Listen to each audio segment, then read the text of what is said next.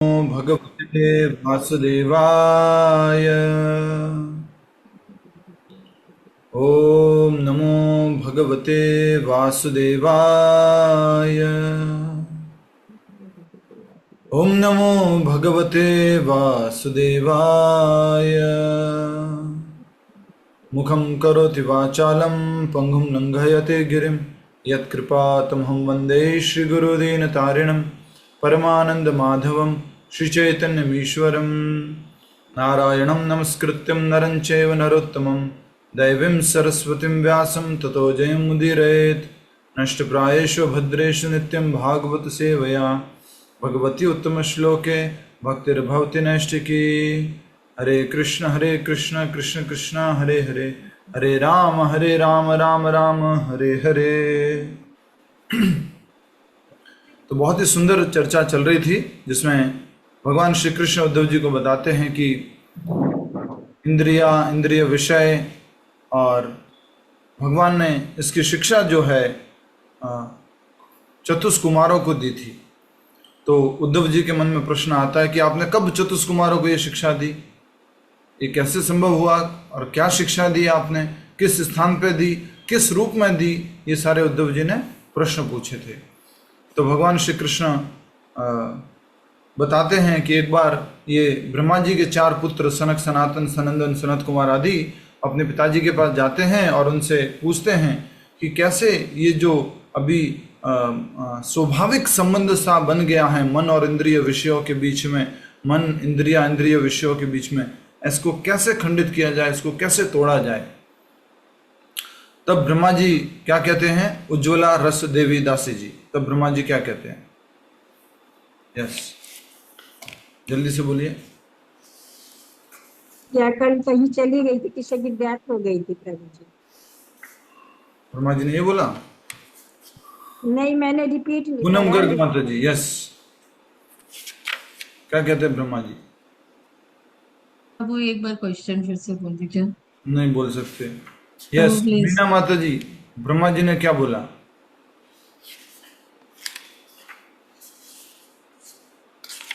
Yes, Meena माता जी,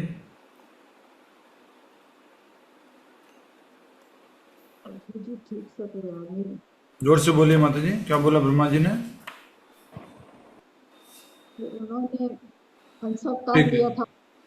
हाँ जी, उन्होंने उनसे प्रार्थना की थी शायद विष्णु जी से, तो उन्होंने हंसा अवतार आके कुछ। ब्रह्मा जी ने उत्तर क्या दिया था प्रश्न का? यस, सुशील जी।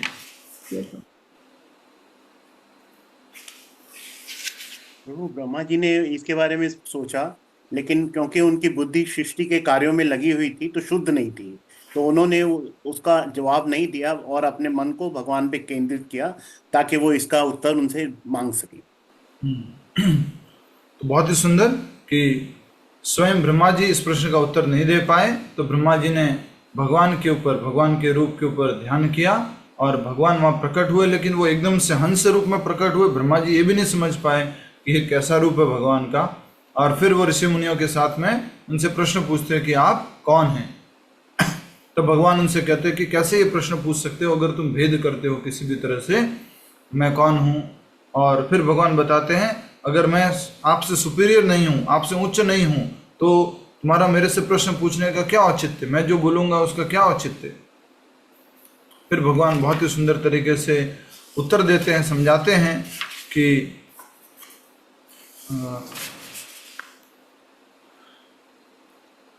सबसे पहले आपको यह समझना होगा कि मन और इंद्रिय विषय ये दोनों शुद्ध आत्मा को ढकने वाली उपाधियां हैं। वास्तव में आत्मा तो मेरा नित्य अंश है। मन और इंद्रिय विषयों का सहज कार्य परस्पर व्यवहार करना है, मन इंद्रिय विषयों का। परंतु चूंकि आत्मा की दृष्टि से दोनों ही निरर्थक है, इसलिए अंततः इन दोनों का त्याग कर देना चाहिए। फिर बाद में मुख्य रूप से भगवान उत्तर देते हैं कि इसको क्या करना संभव नहीं है। यस, भगवान भी कुछ कहते हैं क्या करना संभव नहीं है। मैंने बोला था पढ़ के आना या वापस सुनना। त्याग करना संभव नहीं है। इंद्रिय विषयों का, मन को अलग अलग करना या उनका त्याग करना संभव नहीं है। अगर वो ये कोई कहता है कि ऐसा कर सकते हैं, कृत्रिम विधि से ऐसा कोशिश करता है तो इसको क्या बोला गया, खोखला सिद्ध होगा, ये काम करेगा नहीं। तो भगवान क्या कहते हैं, मनुष्य को स्पष्ट समझना होगा कि मूल रूप से केवल भगवान ही एकमात्र भोक्ता है, वह नहीं है, वो भोक्ता नहीं है, मैं भोगने वाला नहीं हूं। और मनुष्य को चाहिए कि वह बुद्धि के द्वारा अपनी सच्ची आध्यात्मिक पहचान को समझे और सारी मिथ्या भौतिक धारणाओं का त्याग कर दे कि मैं भोक्ता हूँ, मैं पुरुष हूँ, मैं स्त्री हूँ, मैं व्यापारी हूँ, मैं पिता हूँ, मैं दादा हूँ। इन सबको समझ जाए कि ये सब सही विचार नहीं है। किसकी सहायता से? यस, बुद्धि की सहायता से। परंतु इतना होने पर भी मन को अपने अस्तित्व से निकाल बाहर करना संभव नहीं है, इसलिए उसे निरंतर भगवान की भक्ति में संलग्न रखना चाहिए। तो क्या उत्तर हुआ? उत्तर क्या हुआ पुण्य माता जी? कैसे ये हम इंद्रिय विषयों को, मन को कैसे हम अलग करें? क्या उत्तर हुआ? प्रभु भगवान की सेवा में हमें निरंतर एकमात्र सॉल्यूशन है निरंतर भगवान की भक्ति में लगना। कल भी हमने आपको बताया था कि कंटिन्यूस अगर हम प्रैक्टिस करते रहेंगे तो हम एक तरह से किसको बेवकूफ बनाएंगे? बताया था कल हमने, इंद्रियों को हम बेवकूफ बनाएंगे। उदाहरण भी दिया था, समझाया भी था। दिन भर अगर अपने आप को कॉन्स्टेंटली एंगेज रखेंगे, श्रवणम, कीर्तनम, स्मरणम, अर्चनम, वंदनम, पाद सेवनम, साख्यम, दास्यम, आत्मनिवेदनम, अलग अलग प्रकार के भक्ति के कार्यों में जब अपने आप को बिजी रखेंगे, सॉल्यूशन ये नहीं है कि नहीं मैं इंद्रिय विषय आ जाएगा तो मैं कंट्रोल कर लूंगा। सॉल्यूशन ये है कि क्या करो, अपने आप को व्यस्त रखो, कृष्ण भावनामृत के कार्यों में व्यस्त रखो। ठीक है, मनुष्य को स्पष्ट समझना होगा कि मूल रूप से केवल भगवान ही एकमात्र भोक्ता है, वह नहीं। आगे देखिए, जीवात्मा इस संसार में 3 अवस्थाओं का अनुभव करता है। अब ये थोड़ा समझने का है, पहले भी आपको बताया है और आज एक बार में अच्छे से याद कर लीजिएगा, समझ जाइएगा। ठीक है, पहले भी समझाया है। तो जीवात्मा इस संसार में 3 अवस्थाओं का अनुभव करता है। क्या क्या है? जागृत, सुप्त और सुसुप्त, गहरी नींद। जागृत मतलब अभी हम जाग रहे, ठीक है, अभी जाग रहे हैं, ये ओके, ये पानी पड़ा है, ये बुक पड़ी है, ये रूम है, ये पंखा चल रहा है, क्लास हो रही है, आप लोग सामने बैठे, ये जागृत हो गया, अवेयर है। ठीक है। दूसरा है सुप्त, मतलब सपने आने वाली नींद, जिसमें सपने चलते रहते हैं, नींद आ गई है, सपने चल रहे हैं। तीसरी कौन सी है? सुसुप्त, गहरी नींद। हाँ, और लास्ट में आता है मैं चेतना का चौथा स्तर हूं, और जब जीवात्मा मुझ में स्थित हो जाता है तो वह सहज ही भौतिक मन और इंद्रिय विषयों के बंधन से मुक्त हो जाता है। आत्मा में जड़ता का लेश भी नहीं है, परंतु भौतिक शरीर से, क्या बोला है? आत्मा में जड़ता का लेश भी नहीं है। इसलिए मधु पंडित प्रभु जी बहुत सुंदर बात बोलते हैं, we are just in bodily concept of life. बस हम बस एक कॉन्सेप्ट को क्या बोलेंगे हिंदी में? कॉन्सेप्ट, धारणा। बस हम ऐसी धारणा में फंस गए कि मैं शरीर हूं। बाकी जैसी धारणा ब्रेक कर दी हमने कि मैं सब कुछ सॉल्व हो गया, सब ठीक हो गया। हम इस मात्र धारणा में फंसे हुए कि मैं ये शरीर हूं, बॉडीली कॉन्सेप्ट ऑफ लाइफ। बस इसको हमें चेंज करना है, सब कुछ ठीक हो जाएगा।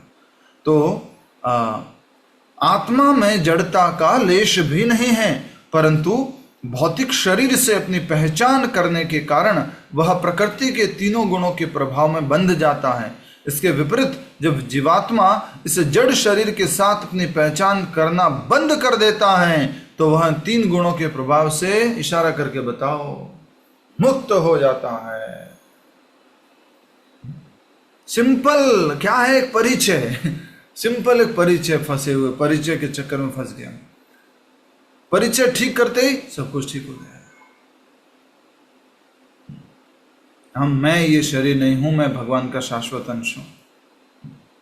थोड़ा हंसी मजाक के लिए बता रहा हूं ऐसे ही कि हमारे पिताजी जो है वो किसी गुरु जी से मिलते थे और उनको गुरु मानते थे, माना भी उन्होंने। तो कभी कभी वो हमारे को लेके जाते थे तो बोलते थे, स्वामी जी, महाराज जी, ये इस शरीर का शरीर है। जस्ट इंट्रोडक्शन के लिए, समझ रहे हैं आप। पर वो तो क्या है, थ्योरी है, पर प्रैक्टिकल जब आता है तो मुश्किल होता है। जब ये वाला शरीर जो कि उस शरीर का शरीर है, जब ये शरीर भगवान की भक्ति में जाना चाह रहा था तब मुश्किल होता है। नहीं नहीं नहीं नहीं, कैसे, मैंने पढ़ाई करवाई है, मैंने ये सब कुछ किया, मैंने ये मेरा है। तो क्या कहने का अर्थ है कि एक बस ये इतना सा फर्क है, इतना सा समझने का फर्क है। थोड़ा सा आपको सरल समझाने के लिए बोलता हूं, सरल। कोई कहेगा ये तो मोबाइल है, मोबाइल है, और कोई कहेगा ये तो प्लास्टिक है। मोबाइल कहते ही उसके भाव बढ़ गए, वैल्यू बढ़ गई, पैसा बढ़ गया, इसके प्रति रेस्पेक्ट बढ़ गई, इसके साथ संबंध बढ़ गया, सब कुछ बन गया, और उसको बोला ये प्लास्टिक है। ठीक है भाई, प्लास्टिक है, पड़ा रहेगा हमेशा, सब कुछ, बहुत सारा प्लास्टिक पड़ा रहता है, समझ रहे हैं। वैसे ही ये बॉडीली कॉन्सेप्ट है कि मैं ये शरीर हूँ। मधु पंडित प्रभु जी बहुत अच्छे से इस बात को समझाते, बस इतना सा खोलना, ये गुत्थी खोलनी है। I am not this body, I am not father, I am not mother, I am not son, I am not grandfather, I am not grandmother। मैं हूँ ही नहीं। माता जी मंदिर क्यों आने, अरे प्रभु जी क्या करे, वो बच्चे आ जाते हैं और सब काम होता है फिर। वही तो मुश्किल है सबसे बड़ी। इसको हमें बार बार अभ्यास करना है, और उस अभ्यास को करने से पहले भी ये चेतना रखनी है कि मैं भगवान का शाश्वत अंश हूं, मुझे भगवान की सेवा में लगना है। कितना भगवान की सेवा में लगना चाहिए भाई, थोड़ी थोड़ी कर लिया करो भक्ति भाई, ज्यादा ज्यादा जरूरत नहीं भाई, नहीं। 24 आवर्स हम उनकी भक्ति के लिए बने हैं, 24 आवर्स हम उनके सेवक हैं। नहीं, बैलेंस रखो, थोड़ा थोड़ा भक्ति भी ठीक है, थोड़ा थोड़ा घर का काम, परिवार। सत्य ये है कि हम घर के है ही नहीं, परिवार के है ही नहीं, ये तो सब माया है। बट अभी जब तक उस स्थिति पर नहीं पहुंचते तब तक हमें बैलेंस बना के रखना है, ठीक है। फिर से, और इस अवस्था को कौन सी अवस्था बोलते हैं बताइए, इस अवस्था को कौन सी अवस्था बोलेंगे जो यहां बताया गया है, चौथी अवस्था। प्रभु जी शुद्ध कौन बताएंगे? चेतना चौथी अवस्था, जो हम लोग का प्राण। क्या क्या बात है जी लक्ष्मी पांडे? चेतना हमारा चौथी अवस्था है। नो, शुद्ध अवस्था प्रभु जी, शुद्ध आध्यात्म। भूल गए, देखो कौन बताएगा? एक जना तो बोल दो भैया, इतने भारत देश में ही रहते हो, ये शब्द तो बड़े बड़े महात्मा लोग भी उपयोग करते रहते हैं, कोई भी उपयोग करता रहता है। जागृत अवस्था प्रभु जी, आध्यात्मिक अवस्था। जागृत तो पहले हो गए ना माता जी, फर्स्ट नंबर की है। शुद्ध सात्विक प्रभु जी, तुर्या, चौथी स्टेज का नाम क्या है? तुर्या। हमने बताया है, अगर आपको याद आ रहा हो, तुर्या स्टेट। अभी हम भौतिक रूप से सजग हैं, थोड़ा अवेयर हैं, सुप्त हो गए, सो गए, बट एक स्टेज होती है उसको बोलते हैं तुर्या, जब आप 24 आवर्स कॉन्शियस हो कि मैं शरीर नहीं, भगवान का शाश्वत अंश हूं। तुर्या स्टेट, तुर्या। समझ में आ रहा है? प्रभु वर्ड नहीं समझ में आया। तुर्या, तुर्या, कैसा है प्रभु? टूरिया, तुर्या, तुर्या, TURYA, तुर्या। टूरिया मतलब प्रभु जी जो भी भौतिक जागृति है उससे भी ऊपर वो क्या है? आध्यात्मिक जागृति की अवस्था। मैं शाश्वत अंश, मैं भगवान का अंश, और मैं भगवान की सेवा के लिए बना हूं, इसको बोलते हैं तुर्य अवस्था, टॉप मोस्ट। सोते वक्त क्या पोजीशन रहती है प्रभु जी? हाँ जी, सोते वक्त क्या पोजीशन रहती है? सोते वक्त बताएं उदाहरण। सोते वक्त तुर्य अवस्था कैसे हो पाएगी?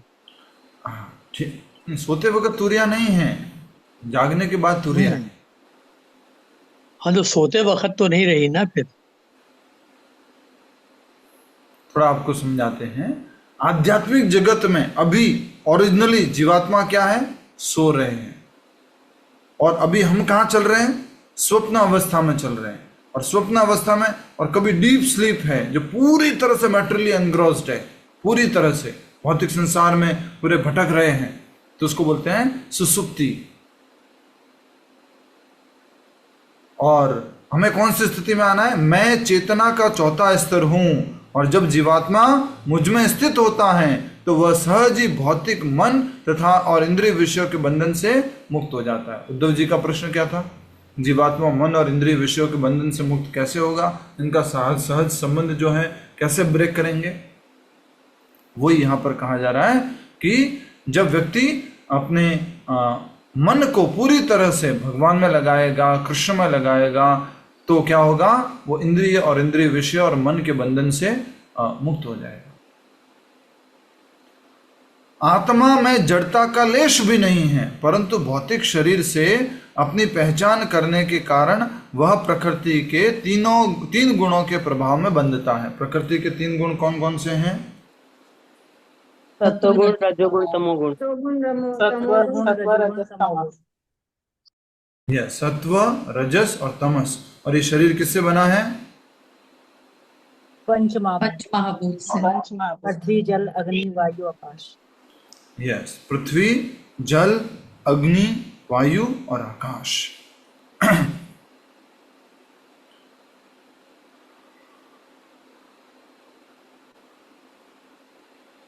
अब नेक्स्ट क्या लिखा था? इसके विपरीत जब जीवात्मा इस जड़ शरीर के साथ अपनी पहचान करना बंद कर देता है तो वह इन गुणों के प्रभाव से मुक्त हो जाता है। बस हमें ये पहचान जो है उसको ठीक करना है, इस पहचान से अपने आप को अलग करना है, सही पहचान करनी है।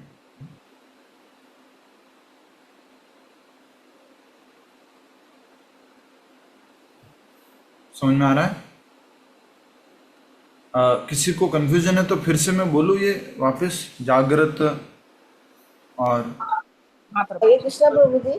हाँ, देखो इसका मतलब है जो हम लोग फॉल्स आइडेंटिटी बनाए हैं उनसे हमको और दूर, विशेष होगा। जो हमारा कॉन्स्टिट्यूशनल पोजीशन है उसमें हमको आना है। यस, वापस से अपनी स्टेट में, ओरिजिनल स्टेट में आएंगे, उसको बोलेंगे तुर्या।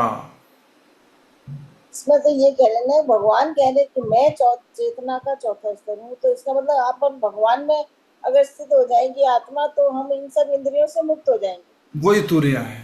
हरे कृष्ण, यही समझना चाह रही थी। पहला स्टेट है उसको बोलते हैं जागृत। हम इस भौतिक जगत में जो कुछ हो रहा है, अपने इंद्रियों को, इंद्रिय विषयों को, अपनी बुद्धि को उपयोग करके जो कुछ अनुभव करते हैं,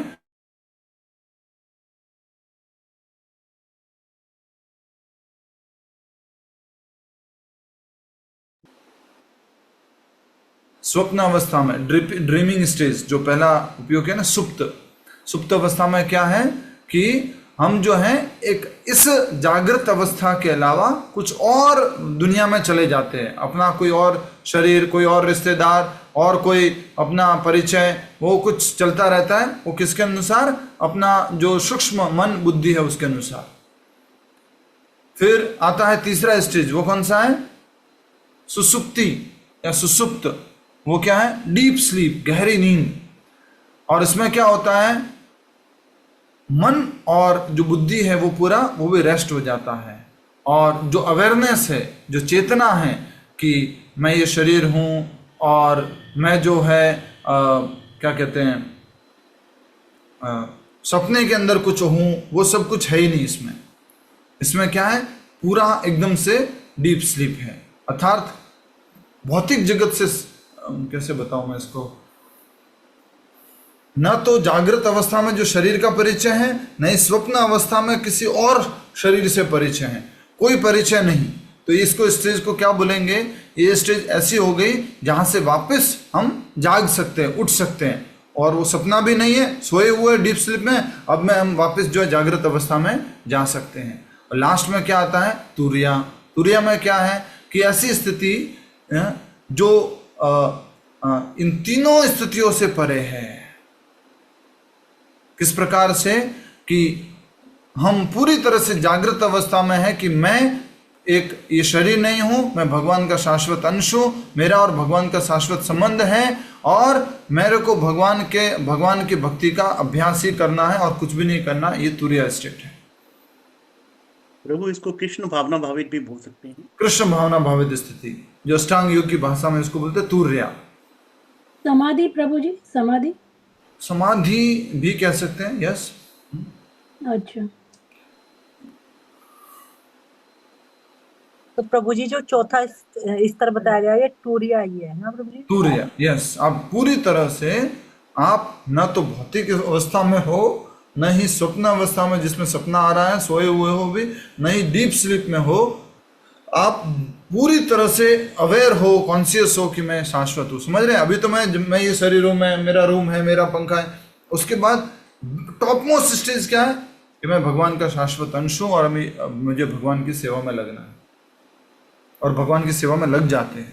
पूर्ण कृष्ण भावना भावित होना, तीनों गुणों से ऊपर है प्रभु। गुणों से ऊपर उठ जाना, तुर्य। ठीक है, तो सॉरी, एक ही डिफरेंस है। रामावतार जी बताएंगे कितना सा फर्क है, बोलो, दोनों स्थितियों में। जो बंधन की स्थिति और जो मुक्ति की स्थिति है, क्या फर्क है? बंधन की स्थिति और जागृत अवस्था और सुप्त अवस्था में? नहीं, बंधन की स्थिति और मुक्ति स्थिति में क्या क्या फर्क है? बंधन में तो भौतिक अवस्था में आदमी बंधन में रहता है, भौतिक शरीर है, वो बंधन रहता ही क्या है। किसका फर्क है? बस वो फर्क मैंने बताया था, मधु पंडित प्रभु उदाहरण देते हैं और या समझाया था भी। क्या क्या कितना सा है? भूल गए प्रभु, ध्यान नहीं रहा। बस थोड़ा सा गांठ खोलने का। बॉडीली कॉन्सेप्ट ऑफ लाइफ, हाँ, शरीर ये समझ। शारीरिक अवधारणा। बस मैं शरीर हूं, ये फंस गए। मैं शरीर नहीं हूं, मैं आत्मा हूं, ये मुक्त हो गए। इतना सा फर्क है। हम कुछ बहुत बुरा जीवन नहीं जी रहे, बस इतना सा फर्क है इस जीवन में। जैसे ही अवधारणा बदल गई कि मैं ये शरीर नहीं हूं, मैं आत्मा हूं, सब कुछ बदल गया हमारे लिए। सब कुछ बदल गया। हमारा उठना, सोना, खाना, पीना, लोगों से मिलना, आना जाना, सब बदल जाएगा। लेकिन जैसे हमने ये समझ लिया कि मैं ये शरीर हूं, फिर सब कुछ और भौतिक होता जाएगा, और भौतिक होता जाएगा, और भौतिक होता जाएगा।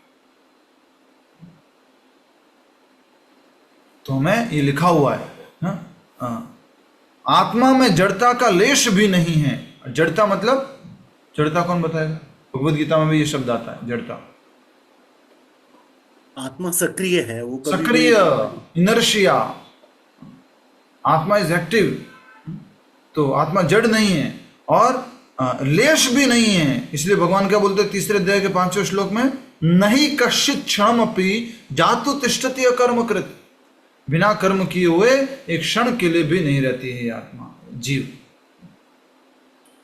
तो कह रहे हैं कि आत्मा में जड़ता का लेश भी नहीं है, परंतु भौतिक शरीर से अपनी पहचान के कारण वह प्रकृति के तीनों गुणों के प्रभाव में बंध जाता है। बस इस शरीर से अपनी पहचान कर ली तो बंध गए, और शरीर से पहचान नहीं की तो क्या हो गए? मुक्त हो गए। अंडरलाइन कर लो इसको, बहुत सुंदर है। मुक्त हो गए प्रभु जी। मुक्त हो गए। बट मुश्किल है अभी क्लास में जब तक तो yes I am not this body, वो ये बहुत डिफिकल्ट है। I am part of Krishna.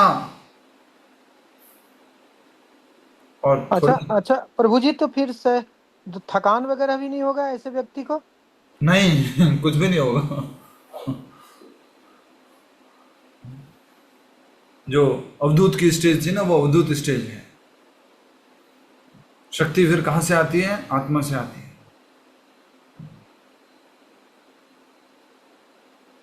ठीक है, आगे बढ़ते हैं। कितना कितना मतलब इंपॉर्टेंट है, लेकिन एक सेकंड में ही बदल जाते हैं। अगर अभी इतना बड़ा प्रवचन चल रहा है ना, और अभी मुझे कोई भी मैसेज कर दे, प्रभु जी आपने लास्ट प्रवचन में बहुत गलत बोला था, आपने ये जो समझाया था वो बहुत गलत समझाया था। अबे तू समझाएगा मुझे? इतने टाइम से क्लास ले रहा हूं, समझ में आ रहा है तुझे? कितना टाइम लगेगा वापस से बॉडीली कॉन्सेप्ट में? इमीडिएटली, एक सेकंड में। प्रभु जी सबसे अलग होके भगवान के केवल संग में रहना है, भगवान के संग में रहना है, अपने आप को पहचानना है कि मैं आत्मा हूं, शाश्वत सच्चिदानंद, परम आनंद। मुझे आनंद के लिए किसी की आवश्यकता नहीं है, मात्र मैं और मेरे भगवान, बस। ये टॉप मोस्ट स्टेजेस है जो भगवान कह रहे हैं मैं चेतना का चौथा स्तर हूँ। लोग क्या कहेंगे इससे अलग होना है। यस, और बड़ा मुश्किल है माते। अकेले रहने में ठीक है प्रभु जी। अकेले में रहकर भी हम एक्सपर्ट हो जाएंगे कि मैं ये बॉडी हूँ, मैं अकेले में ठीक हूँ, मेरा सब अकेले में ठीक चलता है, मेरा अकेले में भक्ति अच्छा चल रहा है, मेरा अकेले में 16 माला ठीक चल रहा है। बहुत अलग अलग तरह से जो है, क्योंकि ये अभी का जमा हुआ नहीं है ना, बहुत समय से जमा हुआ है। इसलिए बोलते हैं ना बचपन में सीख ले होते तो थोड़ा ठीक रहता। आगे बढ़ते हैं। अच्छा प्रभु जी, ये डोवटेलिंग प्रभुपाद जी ने क्या बोला है कि डोवटेल करना है अपनी मटेरियल एग्जिस्टेंस को, इंद्रिय विषयों को कृष्ण भावना भावित बना देना है। इंद्रिय विषयों को कृष्ण भावना भावित बना देना है। एक सेकंड प्रभु, इसको ऐसा भी कह सकते हैं ना, भगवान जितना आपको जनवाना चाहते हैं उतना ही भगवान को आप जान सकते हैं। पीके गुप्ता प्रभु जी, थोड़ा सा रुक जाइए प्लीज। ये तीन गुणों के प्रभाव में हम फंस जाते हैं मात्र इस विचार से कि मैं ये शरीर हूं, मैं ये शरीर नहीं हूं, मुक्त हो जाते हैं। सब कुछ बदल जाता है हमारे लिए। मनुष्य को चाहिए कि वह एकाग्र मन से मेरा ध्यान करे और समझ जाए कि प्रत्येक वस्तु मुझ में स्थित है, प्रत्येक वस्तु मुझ में स्थित है। दूसरी ओर हो सकता है कि कोई व्यक्ति बाह्य रूप से मुक्त दिखाई दे, परंतु यदि उसके जीवन के अनेक लक्ष्य हैं तो वास्तव में वह बद्ध अथवा इन गुणों से प्रभावित ही माना जाएगा। इस भौतिक संसार के मायावी स्वभाव का निरंतर चिंतन करने से व्यक्ति स्वयं को इस माया में गिरने से बचा सकता है। कुछ समझ में नहीं आया? जल्दबाजी में हो गया? ठीक है, पॉज देके पढ़िए। इससे पहले पीके गुप्ता जी कुछ कह रहे थे, बोलिए। बहुत मुश्किल हो गया प्रभु जी। हाँ, सरल करते हैं। 16 माला करेंगे तो सब आराम से समझ में आएगा। 16 माला डेली कीजिए। नहीं, क्योंकि अगर याद करेंगे तो फिर शरीर का तो इस्तेमाल होगा ना याद करने में। हाँ, यस, 16 माला करना है अपने को, ये सब याद नहीं करना है। ठीक है, लेकिन वो तो ऑटोमेटिक। यस, पीके गुप्ता जी क्या कह रहे थे? हम आगे बढ़ते हैं, आपको फिर से आपको प्रश्न पूछने का मौका देता हूँ। मैं ये कह रहा था प्रभु जी, ऐसा कहा जाता है भगवान को आप उतना ही जान सकते हैं जितना अब वो अपने आप को जनवाना चाहते हैं। हाँ, भगवान की कृपा भी चाहिए ना इसमें। यस, 100%। जिसके ऊपर भगवान की कृपा है वो इस 10वें अध्याय में भगवान बताते हैं, और हम यही समझते हैं कि जितना भगवान जनवाना चाहेंगे उतना ही हम उनको जान सकते हैं। हम अपनी शक्ति से, अपने ज्ञान से भगवान को नहीं जान सकते। अब जो बात आई है वो भी एक अच्छी बात है, फिर से पढ़िए। मनुष्य को चाहिए कि वह एकाग्र मन से मेरा ध्यान करे और समझ जाए कि प्रत्येक वस्तु मुझ में स्थित है। भगवान में प्रत्येक वस्तु स्थित है, मतलब क्या हुआ? भगवान में प्रत्येक वस्तु स्थित है, मतलब ये संसार में जितनी सभी कुछ उन्हीं से तो आ रही है, सब कुछ उनसे आया है। अगर हम थोड़ा सा देखेंगे कि बोतल, ये सब कुछ, जो कुछ जगत, ये पंच महाभूत, फिर ये सब कहाँ से आया? बोले भगवान से आया है। एवरीथिंग रेस्ट इन मी, भगवान गीता में भी बोलते हैं। 9वें अध्याय में बोला कि भगवान बोलते हैं सब कुछ मुझसे आता है, और 10वें अध्याय के 8वें श्लोक में बोलते हैं भगवान कि सब कुछ मुझसे आता है। हम सर्वस्व प्रभु। दूसरी ओर हो सकता है कि कोई व्यक्ति बाह्य रूप से मुक्त दिखाई दे। अब ये कौन सा श्लोक है गीता का, बताना है आपको। 2.41 आएगा, व्यवसाय बुद्धि वाला, उसमें ही है ना कि फोकस रहता है गोल पे। एक तरफ से वो भी है। यस यस यस, व्यवसायत्मिका बुद्धि है। तो इसमें क्या कह रहे हैं? दूसरी ओर हो सकता है कि कोई व्यक्ति बाह्य रूप से मुक्त दिखाई दे। बाहर से कैसा दिखाई दे रहा है? मुक्त। यस, कोई बंधन नहीं इनके। तो जैसे कि कोई स्वामी जी है, कोई महाराज जी है, वो दिखाई दे रहे हैं आपको। क्या है? कोई परिवार की चिंता नहीं, और किसी भी प्रकार के कोई संबंध की, कोई शादियों की, किसी भी प्रकार से कोई इनको कोई समाज का कोई है ही नहीं, बंधन ही नहीं है, तो मुक्त दिखाई दे बाह्य रूप से। परंतु यदि उसके जीवन के अनेक लक्ष्य हैं तो वास्तव में वह बद्ध अथवा गुणों से प्रभावित ही माना जाएगा। मुझे तो ये करना है, मुझे वो करना है, मुझे ये करना है, मुझे वो करना है। भौतिक अगर कोई लक्ष्य है तो वो बाहर से दिख रहा है मुक्त है, लेकिन अंदर से तो पूरी प्लानिंग चल रही है, ऐसे करना है, ऐसे करना है, ये होना है, वो होना है, तो उसको बद्ध माना जाएगा। Multi branched. यस, वास्तव में यस, जीवन के अनेक लक्ष्य है अगर, तो वास्तव में वह बद्ध अथवा इन गुणों से प्रभावित ही माना जाएगा। इस भौतिक संसार के मायावी स्वभाव का निरंतर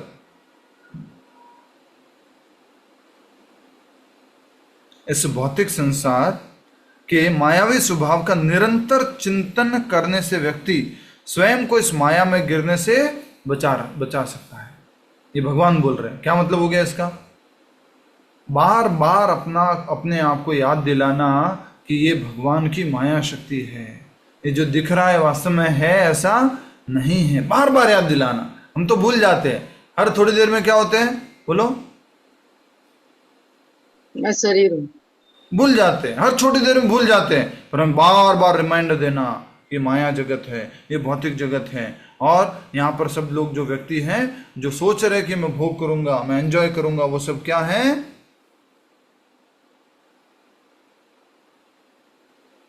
क्या है? प्रभु अगर वो समझ जाएगा तो फिर वो माया से बच जाएगा। बार बार याद दिलाना है, बार बार याद दिलाना है, नहीं तो हर मतलब कब फंस जाएंगे मालूम नहीं पड़ेगा। ऐसा नहीं है कि अच्छा सब लोग इधर ध्यान देंगे, थोड़ा बोरिंग हो गया होगा, लेकिन सुन लो अच्छे से। ऐसा नहीं है कि अभी जो नेक्स्ट में जो देखने वाला वो माया नहीं है, या नेक्स्ट जो मैं काम करने वाला हूं, नेक्स्ट में जो सोच रहा हूं वो माया नहीं है, सब कुछ माया है। समझ रहे हैं? कभी मैं मॉल में था तो ठीक है, थोड़ा इस माया ये सब ये वो, नेक्स्ट कहां पर जाऊंगा, वो घर, वो परिवार, वो लोग, सब कुछ एक तरह से माया है। जो आंख से दिख रहा है प्रभु, तो आपको बार बार ये याद दिलवाता है कि तुम ये शरीर हो, तुम मेरे संबंधी हो, तुम मेरे रिश्तेदार हो, तुम मेरे दोस्त हो, तुम मेरे भले करने चाहने वाले हो। ये क्या है? माया है। लिख लो ये लाइन, आज का रियलाइजेशन अपना लिख लो। फिर तो प्रभु जी जो शरीर का पोषण जो करता आपको है, बार बार याद दिलाए कि मैं ये शरीर हूं, वो माया है। जो शरीर का पोषण करता है, खाना खाता है,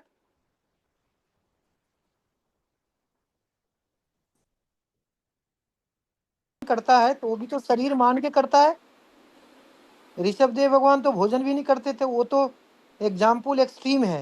हम लोगों के लिए तो प्रभुपाद जी ने कहा है कि वो पूरा भगवान की सेवा करना है, शरीर को भी मेंटेन करना है। अभी हम शुद्ध भक्त नहीं हुए ना, अभी तो हम साधना भक्त हैं, वो भी कर रहे हैं, कोशिश कर रहे हैं। तो अभी हम क्या, इस शरीर को जो एक इंस्ट्रूमेंट है, एक साधन है भक्ति करने के लिए, उसका ध्यान रखना पड़ेगा। धीरे धीरे धीरे धीरे भोजन करने में भी हमारा जो स्तर है वो बदलता जाएगा कि मैं भगवान का प्रसाद पा रहा हूँ, मैं भगवान के प्रसाद को ग्रहण कर रहा हूँ, मैं खा नहीं रहा हूँ, मैं भोग नहीं रहा हूँ।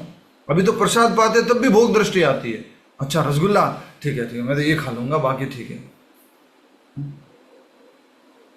अभी तो प्रसाद पाते हैं तो भी भोग दृष्टि आती है। कृपा भगवान की, मुझे इसको स्वीकार करना है। Honouring, you have to honour prasadam, not eat prasadam. तो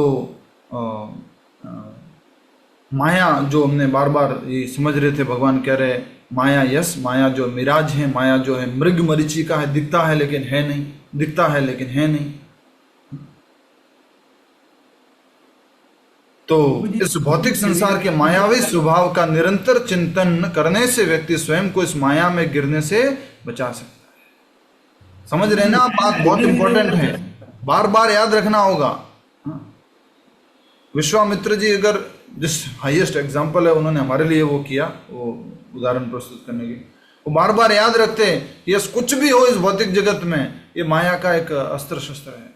सीता मैया अगर जो राम जी की बात सुनते, एग्जाम्पल के रूप में उन्होंने प्रस्तुत किया है कि ये मायावी हिरण है, सब कुछ यह माया है, दिख रहा है सोने का लेकिन है नहीं, तुम उस बंधन में गिरने से बच जाते। प्रभु आपने जो सेंटेंस बताया था वो बताइए, जो आपको बार बार याद दिलाए मैं शरीर हूँ। जो आपको ये याद दिलाए कि तुम ये शरीर हो, मैं ये शरीर हूं, वो माया है।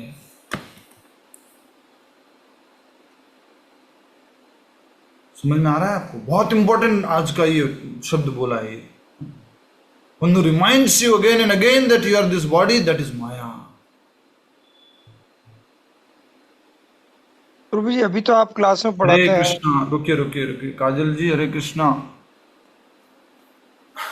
बीच में थोड़ा सा इंटरेक्शन रखा है हमने, जिससे कि क्या कहते हैं, अच्छे से आप लोग समझ पाए। और ये क्लास बहुत समय से चल रही है, इसलिए जो है थोड़ा सा इसमें इंटरेक्शन है, सब लोग एक्टिवली पार्टिसिपेट करते हैं। किसी ने हमारे कोई क्लास में आए, उन्होंने बोला ए friend recommended me this class but everyone talks so much in between, so living very disappointing. मैं पूछता हूँ जब वो बोलते हैं ना, तो आपसे निवेदन है कि आप अच्छा वो छोड़ भी दिए क्लास। ऐसा हो रहा है क्या? बाकी लोगों का भी ऐसा मानना है? प्रभु जी, नो प्रभु, नहीं नहीं प्रभु जी, बिल्कुल नहीं नहीं। प्रभु जी, नहीं। अब तो कोई जिज्ञासु माइक बंद कर दो, होना माइक चाहिए। बंद, वो रिकॉर्डिंग ऑफ। थोड़ा इंटरेक्शन रहने से जिस प्रकार शराबी व्यक्ति को अपने कपड़ों का ध्यान नहीं रहता, उसी प्रकार कृष्ण भक्ति में पूरी तरह तल्लीन तथा आत्मज्ञानी व्यक्ति ध्यान नहीं देता कि उसका शरीर बैठा है या खड़ा है। वह तो बस इतना जानता है कि वह तब तक अपने उस शरीर में रहेगा जब तक उसके पूर्व कर्मों के फल नष्ट नहीं हो जाते। इस ज्ञान के आधार पर वह अपने शरीर एवं उसके कार्यों से अनासक्त रहता है। ये सब टॉप मोस्ट स्टेजेस है, हाई स्टेजेस है। बैठा है, खड़ा है, सो रहा है, जाग रहा है, कुछ मालूम नहीं है। ये सब टॉप मोस्ट स्टेजेस है। अभी तो सब कुछ मालूम पड़ता है, बैठे बैठे ही मालूम पड़ता है कि पैर दर्द हो गया, अरे तो मोड़ देते हैं अभी, हाँ ठीक है।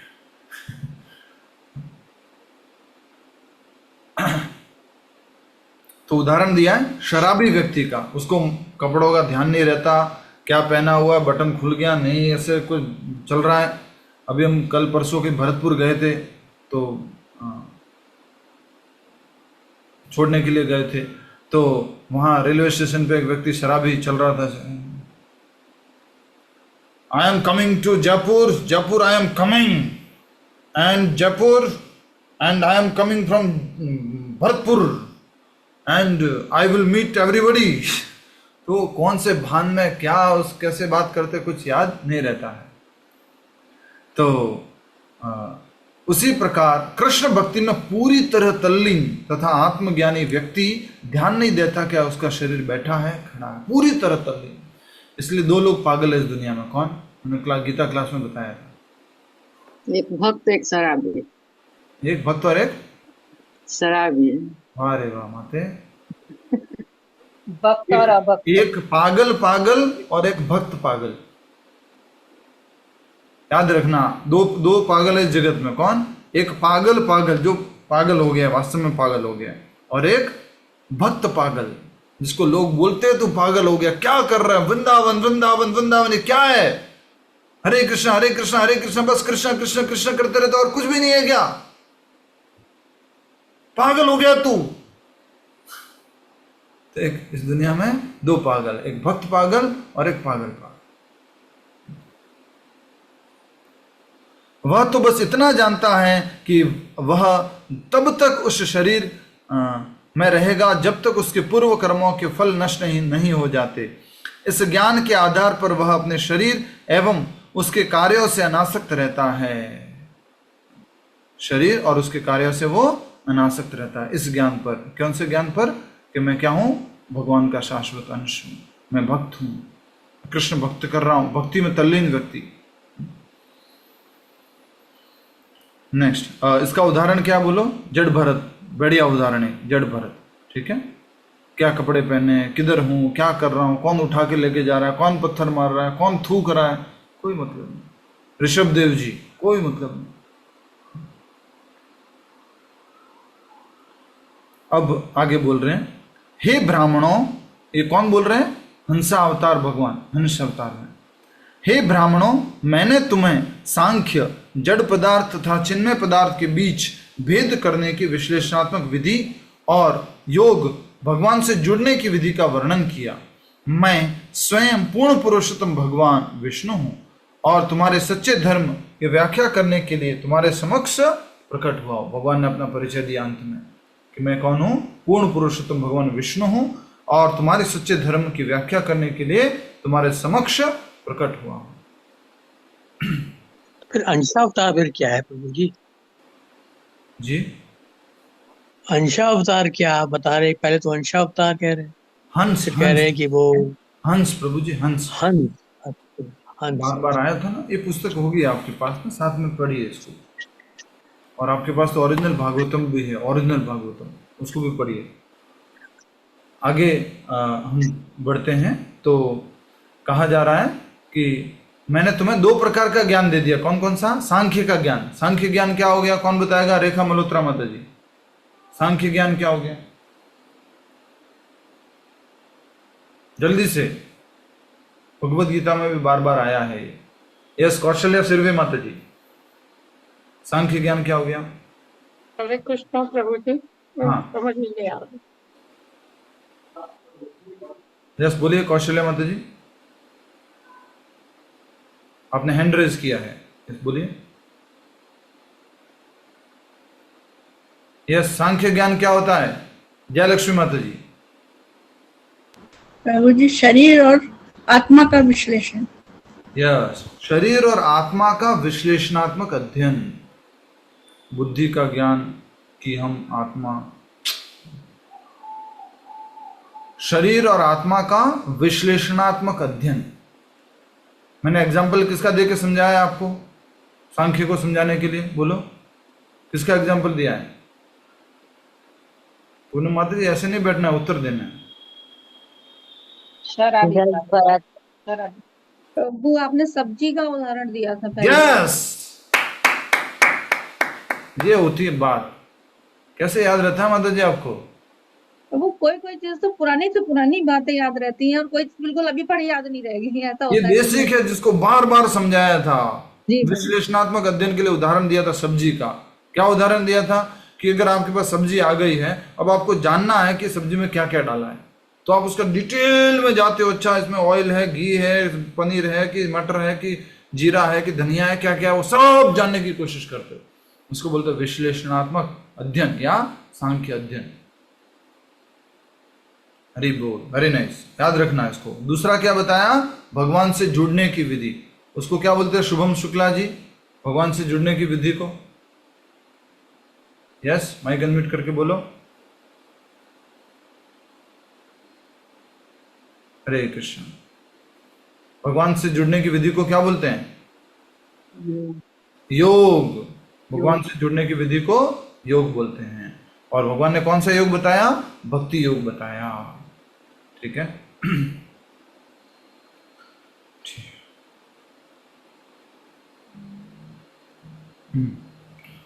तो भगवान ने बताया कि मैंने तुम्हें सांख्य का ज्ञान दिया, मैंने तुम्हें भगवान से जुड़ने की विधि अर्थात भगवान परम भगवान मुझसे जुड़ने की विधि भक्ति योग का जो है ज्ञान दिया।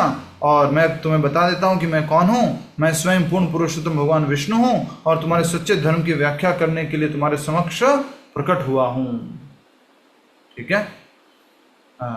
इस प्रकार भगवान हंस ने अंत में ऋषियों से इस प्रश्न आप कौन है का उत्तर दे दिया। लास्ट में बता दिया कि आप कौन। मैं कौन हूं?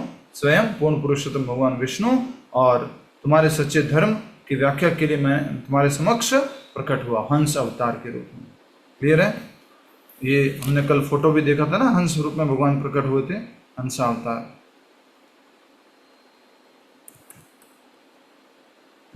आगे बढ़ते हैं।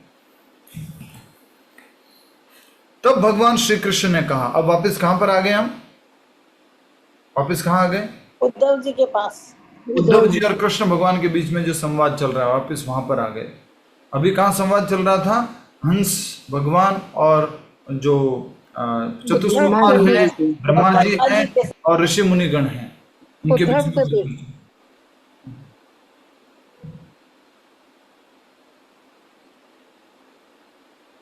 ठीक है। इस प्रकार भगवान हंस ने अंत में ऋषियों के इस प्रश्न आप कौन है का उत्तर दे दिया। तब भगवान श्री कृष्ण ने कहा, हे उद्धव, जब सनक आदि ऋषियों की सब शंकाओं का समाधान हो गया, उन्होंने अत्यंत भक्ति भाव से भगवान की पूजा की, और तब ब्रह्मा जी और उनके पुत्रों के देखते देखते मैं अपने धाम को लौट आया। यहाँ पे मैं भी शब्द यूज किया गया। वो कौन है? मैं, हंस भगवान। मैं अपने धाम को लौट आया। उद्धव जी बोले, हे भगवान, अब अगला प्रश्न है, देखिए। उद्धव जी बोले, हे भगवान, वैदिक शास्त्रों में जीवन की पूर्णता प्राप्त करने हेतु अनेक मार्ग बताए हैं। क्या ये सब मार्ग समान रूप से महत्वपूर्ण हैं अथवा इनमें से कोई एक सर्वश्रेष्ठ है? तो 4 मार्ग कौन कौन से हो गए? अगर साधारण रूप से समझे तो साधारण 4 मार्ग कौन कौन से हो गए? प्रभु जी, काम, क्रोध, 4 मार्ग माते। व्हाट इज कर्म योग, ज्ञान योग, ध्यान योग, भक्ति योग। कर्म योग, ज्ञान योग, अष्टांग योग और भक्ति योग। इन चारों मार्गों में श्रेष्ठ मार्ग कौन सा है? क्या सब एक ही है, या देवी देवताओं की पूजा करना, उपासना करना, ये सब एक ही है? भक्ति योग। भक्ति योग। माते उत्तर नहीं पूछा है मैंने, आगे भगवान उत्तर देंगे। उद्धव जी ने प्रश्न पूछा है, मैंने जो प्रश्न पूछा उसका उत्तर दीजिए बस।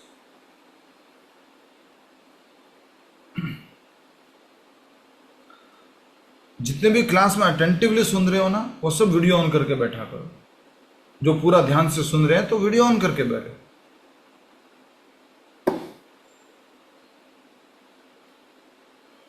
ठीक है। तो उद्धव जी ने प्रश्न पूछा, हे भगवान, वैदिक शास्त्रों में जीवन की पूर्णता प्राप्त करने हेतु अनेक मार्ग बताए गए हैं। क्या ये सब मार्ग समान रूप से महत्वपूर्ण हैं अथवा इनमें से कोई एक सर्वश्रेष्ठ है? भगवान श्री कृष्ण ने कहा। भगवान श्री कृष्ण उत्तर दे रहे, प्रलय के समय ऐसा प्रतीत हुआ मानो वैदिक ज्ञान नष्ट हो गया था। पुनः सृष्टि होने पर मैंने ब्रह्मा जी को वही ज्ञान फिर से दिया। मैंने ये ज्ञान ब्रह्मा जी को फिर से दिया। प्रलय के समय ऐसा प्रतीत हुआ कि सारा वैदिक ज्ञान नष्ट हो गया। ब्रह्मा जी ने वह ज्ञान अपने सबसे बड़े पुत्र मनु को दिया।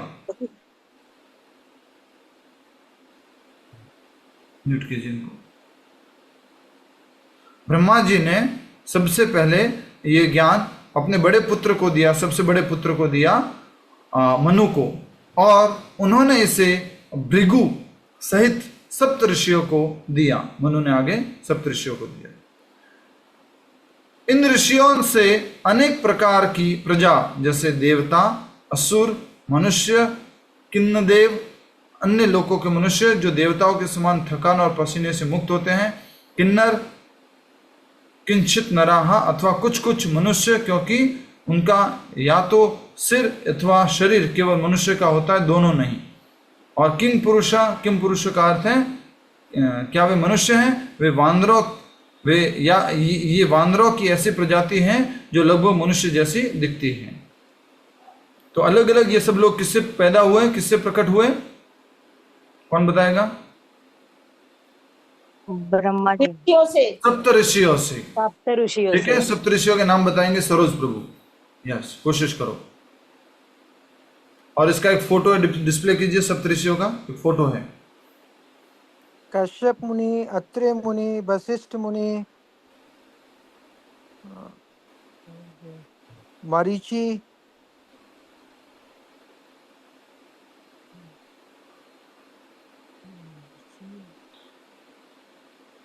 ठीक है, कोशिश करते हैं हम सब लोग मिलकर के। ठीक है, अंगिरस, विश्वामित्र, वशिष्ठ,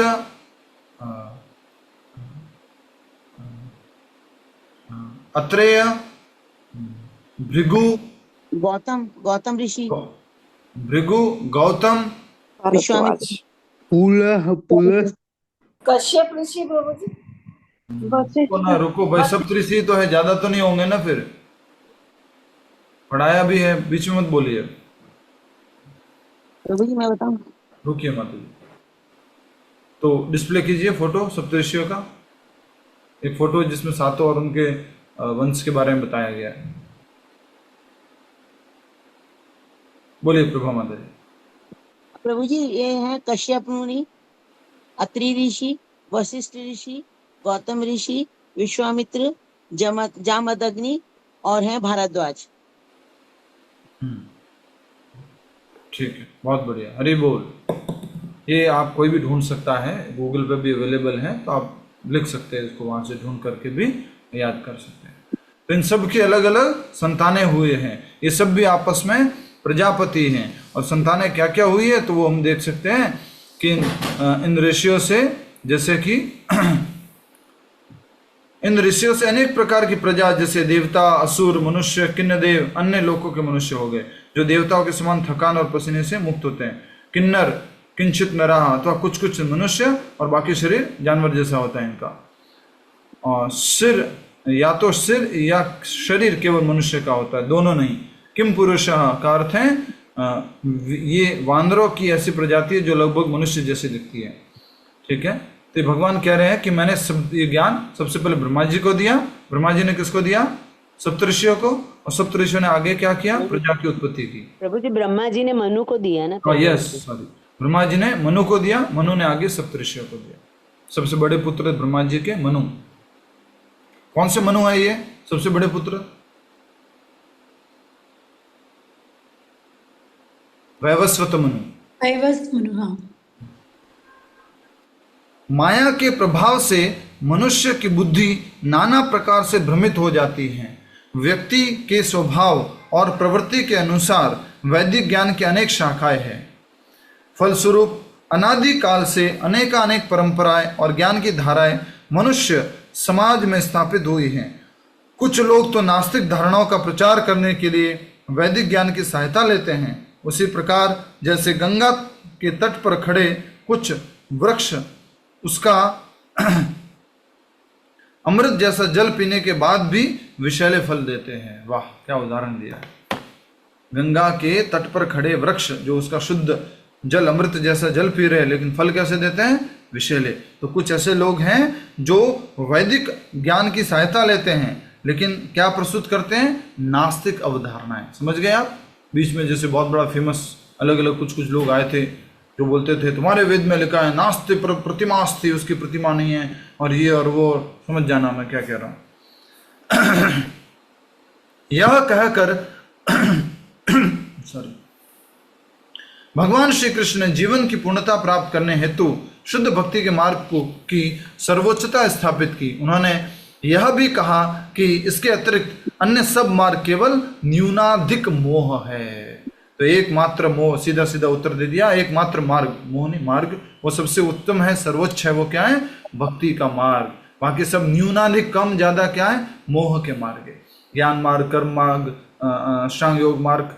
मेन मार्ग कौन सा है? उद्धव जी के प्रश्न का सीधा सीधा उत्तर दे दिया कि सर्वश्रेष्ठ कोई है क्या इनमें से, या सब एक समान ही है सारे मार्ग? तो भगवान ने उत्तर दे दिया भक्ति मार्ग। भक्ति मार्ग ही सर्वोच्च है, सर्वश्रेष्ठ है। ठीक है, ये सीधा सीधा भगवान ने बोल दिया है। जैसे अर्जुन ने भी प्रश्न पूछा था कि दोनों में अधिक श्रेष्ठ कौन सा है? कौन सा प्रश्न है? कौन से अध्याय का? जी माता जी, वंदना माता जी। 12वां अध्याय प्रभु जी। वंदना माता जी। एवं सतत एक मिनट रुक जाओ माता जी, जिसको पूछ रहा उसको उत्तर देने दो, जिसको पूछ रहा उसको उत्तर देने दो। यस, वंदना गुप्ता माता जी। क्या याद नहीं आ रहा है प्रभु। तो क्यों बीच में बोलते हो?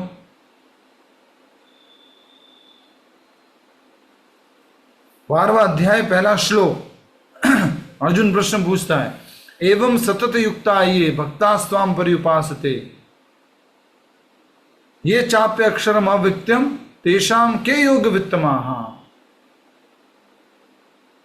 कि दोनों में अधिक श्रेष्ठ कौन है? तो भगवान बताते हैं मयि एव मन आदत्सु मयि बुद्धि निवेश्य। नहीं, दूसरा श्लोक कौन सा है? कल परसों तो पढ़ा था हमने। मयि आसक्त मना पाता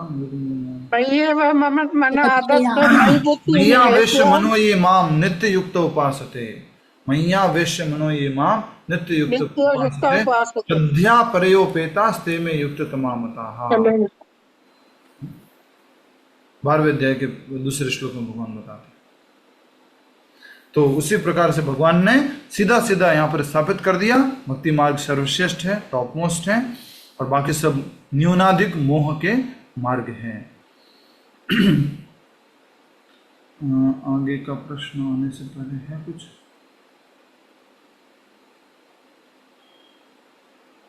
इसको भी पढ़ लेते हैं, लेकिन कल भी चर्चा करेंगे। भक्ति की महिमाओं का बखान करने के बाद भगवान ने कहा, हे उद्धव, शुद्ध भक्त अपनी भक्ति एवं सेवा से मुझे अपने नियंत्रण में कर लेते हैं। सांख्य योग, वैदिक अध्ययन, पुण्य कर्म, तप अथवा वैराग्य से मुझे कभी भी नियंत्रण में नहीं किया जा सकता। केवल ऐसे शुद्ध भक्त जिन्होंने मुझे अपने जीवन का एकमात्र लक्ष्य चुना है, वे ही मुझे प्राप्त कर पाते हैं। इस भक्ति का आश्रय लेकर चांडाल जैसे अति निम्न परिवार में जन्म लेने वाला व्यक्ति भी पूरी तरह शुद्ध हो जाता है। हरि बोल। बहुत सुंदर, बहुत सुंदर। आगे और पढ़ेंगे, लेकिन आज यहीं पर समाप्त करेंगे। बहुत ही सुंदर।